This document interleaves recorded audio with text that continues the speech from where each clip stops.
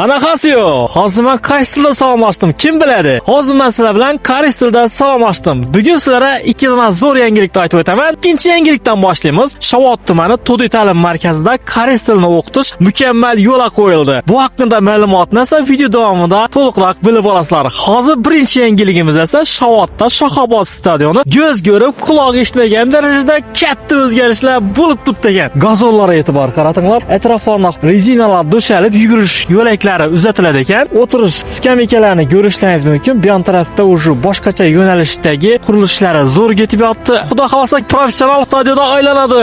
Hozir pauza bosib turamiz. Todi ta'lim markazina qarab ketdik. Assalomu alaykum ustoz. Annyeonghaseyo. Koreyscha salom berdingiz. Todi ta'lim markazida koreys tilidan ta'lim berish yo'lga qo'yilibdi Shovot filialida. Endi men oddiy bloger emas, ota-ona sifatida keldim siz yoningizga. Masalan, men farzandimni bir o'qish olib kejakman koreys tiliga. O'zi necha yoshdan boshlab koreys tilini o'rganishi mumkin bola? To'g'ri savol, bu ota-onalarni qiziqtiradigan savol bo'ldi. Kichkina vaqtimdan, ya'ni 7 yoshimdan o'rganib boshlasa bo'ladi. Endi masalan rus tili biladigan bo'lsak, Rossiyaga borsak yo boshqa o'qish oladigan bo'lsak, boshqa ishlarimizga kerak bo'ladi. Ingliz tilini bilsak ham, masalan, boshqa chet ellarga boradigan bo'lsak, ingliz tili ham kerak bo'ladi. O'zi koreys tili nima uchun kerak? Koreys tili o'rgansa, o'quvchimiz topik daraja olsagina viza chiqadi Koreyaga, ya'ni o'qish bo'yicha ketuvchilar.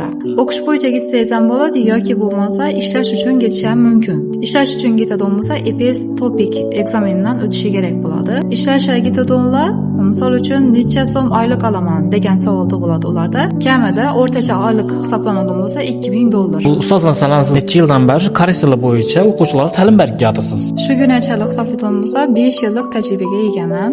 Koreys tilchi ustoz, 200 dan ziyod o'quvchilarga ta'lim berganman. Masalan, farzandimni o'qitadigan bo'lsam, koreys tilini mukammal bilgandan keyin Koreyaga o'qishga ketadi. Koreyani diplomini oladi. Keyin O'zbekistonga kelsa, shu diplom bilan biron yerda ishlab biladimi? Havan Koreyada o'qisa, O'zbekiston ham o'tadi, boshqa davlatlar ham. Hurmatli bizani kuzatuvchilarga, mabodo farzandingizni koreys tilidan o'qitaman, mukammal tarbiya beraman desangizlar, Todi ta'lim markazida endi oktyabr oyidan boshlab koreys tilini o'qitish mukammal yo'lga qo'yildi. O'z ishini professional ustozlaridan koreys tilini mukammal o'rganishlaringiz mumkin bo'ladi. 셔워트 학생 여러분을 초대합니다. 영상이 좋아요를 누르고 댓글은 남겨주세요.